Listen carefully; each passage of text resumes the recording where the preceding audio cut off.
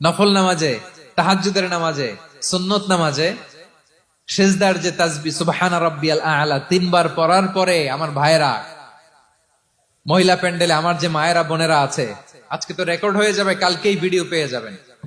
তিনবার সুবহানা রাব্বিয়াল আ'লা পড়ার পরে পড়বেন সুবহুন কুদ্দুসুন রাব্বুল মালাইকাতি ওয়ার রূহ। পড়বেন তো ইনশাআল্লাহ।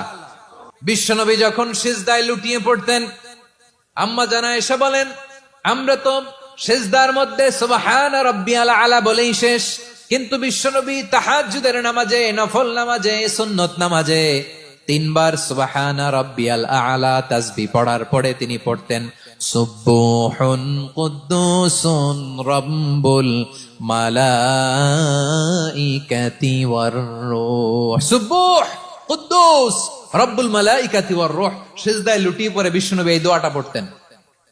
নফল নামাজে, সুন্নাত নামাজে কিংবা তাহাজ্জুদের নামাজে সুবহান রাব্বিয়াল আ'লার পরে কি পড়তেন? সুবহুন। আওয়াজ করে বলেন সুবহুন কুদ্দুসুন রব্বুল মালাইকাতি ওয়ার রূহ।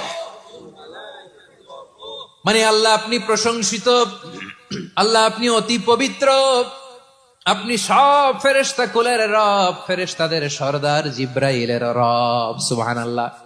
আজকে থেকে পড়বেন সিজদায়, হ্যাঁ